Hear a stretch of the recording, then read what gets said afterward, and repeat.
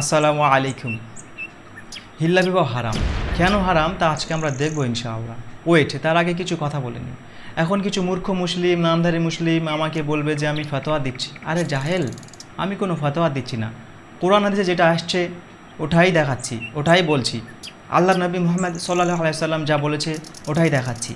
তোমার পিতার বাণী শোনাচ্ছি না। তোমার নিজের তো কোনো পড়াশোনা করার মুরদ নাই, সত্য জানারও ইচ্ছা নাই, সত্য আমল করারও ইচ্ছে নাই। কিন্তু যারা পড়াশোনা করছে, সত্য জানছে, আমল করছে, সত্য প্রচার করছে, তাদেরকে তুমি তুচ্ছ তাচ্ছিল্য করো কোন লজ্জায়? তুমি জানো তোমাদের মতো জাহিলদেরকে আল্লাহ সুবহানাহু ওয়া তাআলা এড়িয়ে চলতে বলেছে। সূরা আরব সূরা 7 আয়াত 199 আল্লাহ তাআলা এখানে বলছেন তুমি ক্ষমা প্রদর্শনের নীতি গ্রহণ করো, সৎ কাজের আদেশ দাও আর মূর্খদেরকে এড়িয়ে চলো। যাই হোক, হিল্লা এবং তালাক বিষয়টা রিলেটেড। একবারে 100 বার তালাক বললেও একবার তালাক হবে, 3 ইদ্যত ওয়েট করতে হবে, তার মধ্যে আবার ফিরে নিতে পারবে। এসব বিষয়ে আমি কিছু বলছি না, এসব অনেক বড় লম্বা টপিক। চলুন আমরা জেনে নিই হিল্লা বিবাহ কী। 3 সময়ে স্ত্রীর প্রতি 3 বার তালাক পতিত হয়ে গেলে ওই স্ত্রী আর ওই স্বামীর জন্য হালাল থাকে না।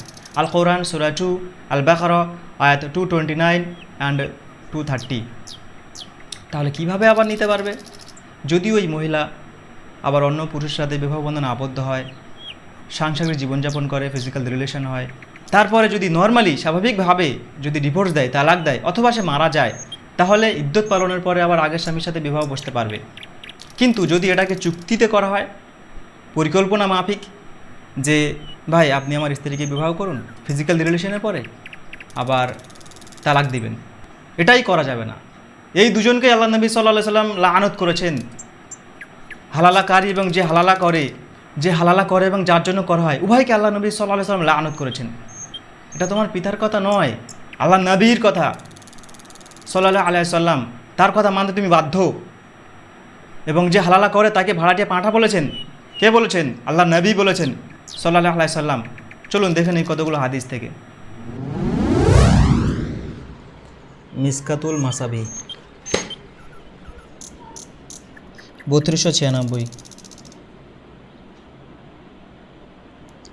রাসূলুল্লাহ সাল্লাল্লাহু আলাইহি সাল্লাম হিলাকারী স্বামী এবং যার জন্য হিলা করা হয় তথা প্রথম স্বামীর উভয়ের প্রতি অভিসম্পাত করেছেন।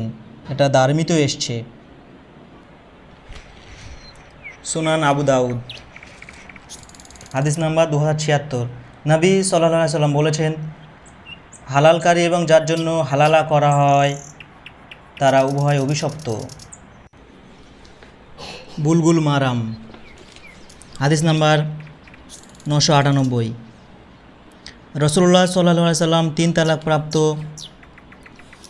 স্ত্রীকে হালালাকারী ও যার জন্য হালাল করা হয় উভয়ের উপর লাআনত করেছেন। সুনান ইবনু মাজাহ হাদিস নাম্বার 1934। রাসূলুল্লাহ সাল্লাল্লাহু আলাইহি সাল্লাম তাহলিলকারী এবং যার জন্য তাহলিল করা হয় তাদের উভয়কে অভিসম্পাত করেছেন। 1936।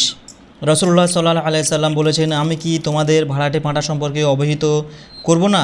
তারা বললেন, হ্যাঁ হ্যাঁ আল্লাহ রসুল। তিনি বললেন, সে হলো তাহলিলকারী। আল্লাহ তাহলিলকারী এবং যার জন্য তাহলিল করা হয় তাদের উভয়কে অভিসম্পাত করেছেন, আল্লাহ অভিসম্পাত করেছেন। তাই আমি আমার যুবক যুবতী ভাই বোনদেরকে বলবো, তোমরা পড়াশোনা করো, সত্য জানো, আমল করো, প্রচার করার চেষ্টা করো। নতুবা যে মূর্খ মুসলিম, নামধারী মুসলিম, দুষ্ট হুজুর তোমাদেরকে ধ্বংস করে ফেলবে। আসসালামু আলাইকুম।